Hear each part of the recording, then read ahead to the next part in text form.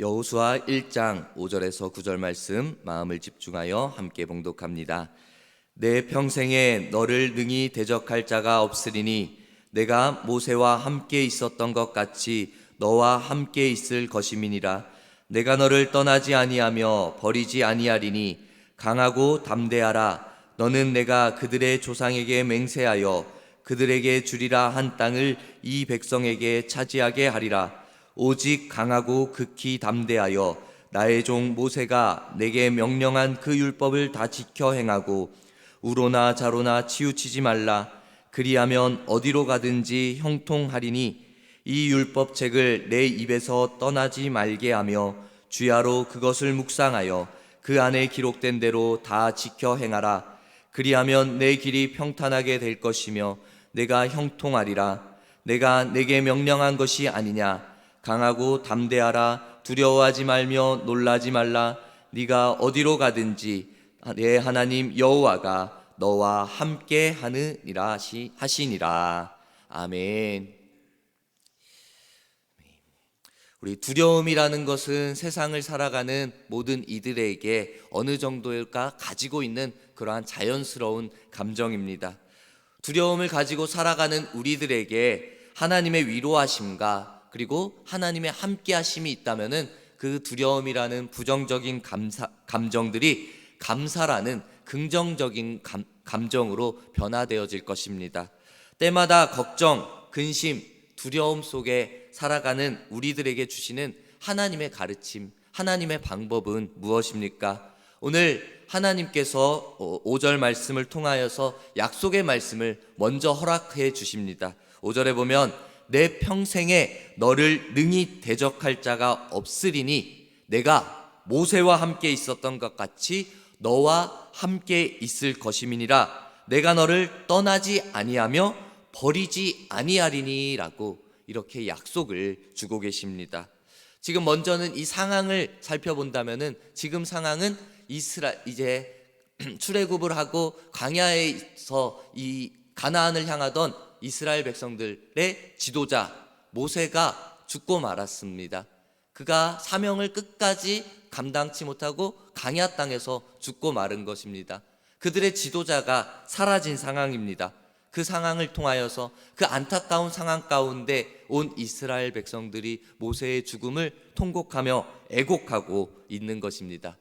어찌 보면 그들에게 이 모세라는 사람은 눈에 보이지 않는 하나님보다 더 뛰어난, 더 위대한 존재처럼 느껴졌을지도 모릅니다.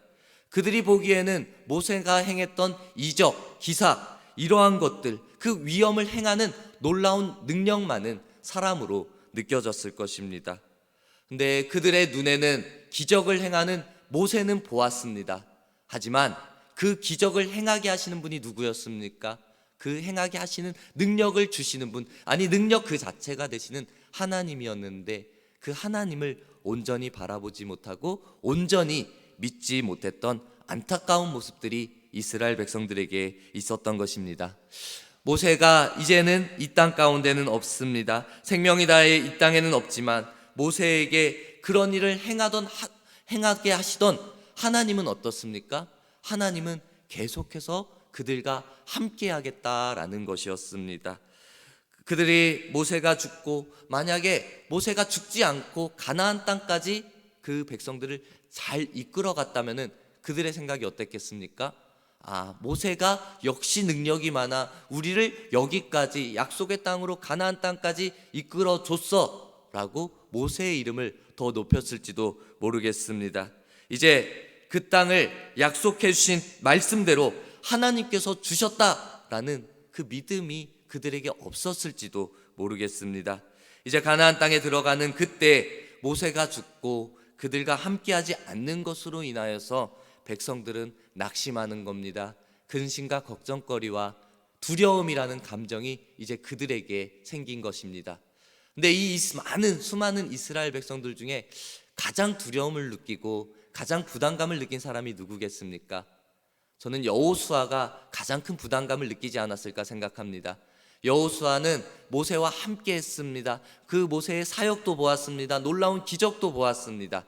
그런데 이제 그가 그 사명을 받아 나아가야 되는 겁니다. 자기가 이스라엘 백성들을 이끌고 가나안 땅으로 나아가야 하는 것입니다.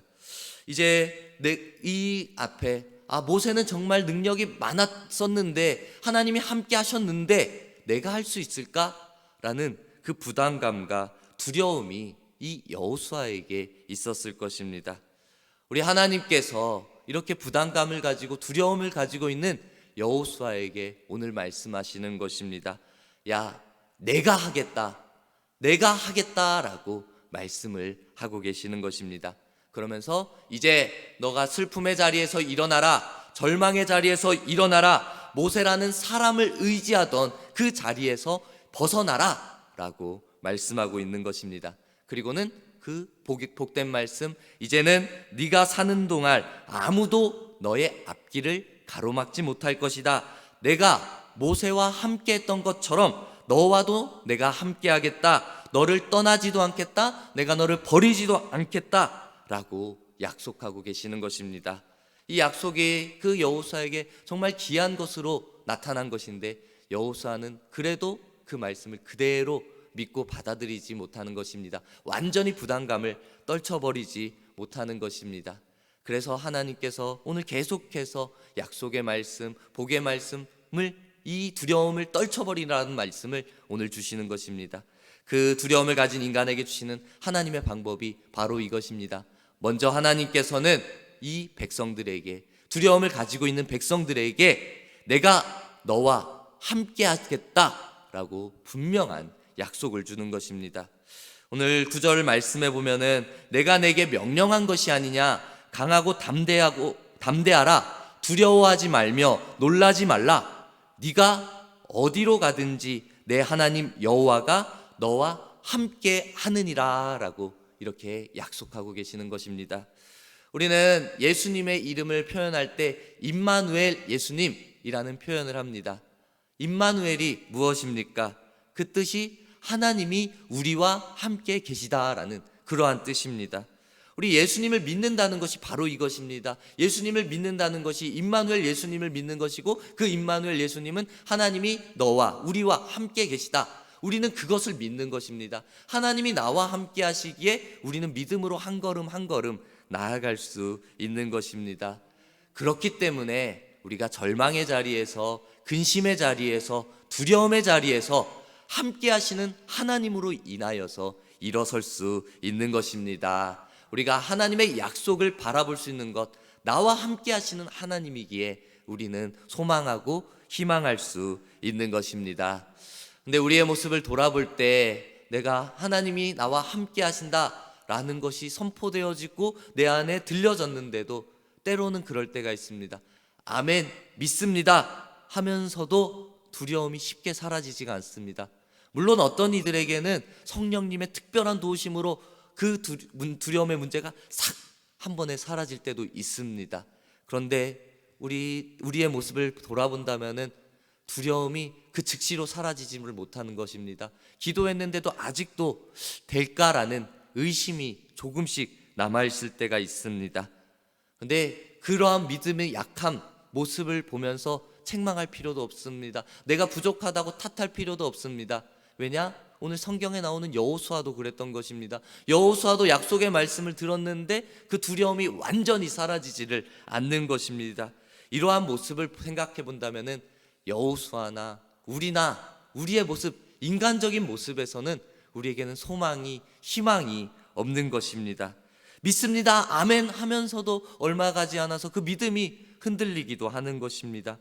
세상을 바라보며 두려워 떨고 있는 우리에게는, 우리 인간적인 모습에게는 정말 희망과 소망이 없습니다. 우리에게 희망과 소망은 어디에 있습니까? 오늘 6절 말씀에 강하고 담대하라, 너는 내가 그들의 조상에게 맹세하여 그들에게 주리라 한 땅을 이 백성에게 차지하게 하리라, 이 약속의 하나님께 우리의 희망과 우리의 소망이 있는 것입니다. 하나님께서 여호수아에게 내가 너와 함께 하겠다라는 약속의 말씀으로 확신, 보증을 주신 것입니다. 그럼에도 불구하고 여호수아는 두 손을 떨어뜨렸지만 무릎에 힘이 나지 않았지만 그 하나님께서는 계속해서 내가 너와 함께하겠다, 힘을 내라 라고 용기의 말씀을 더해 주시는 것입니다. 이것이 바로 하나님의 은혜인 것입니다.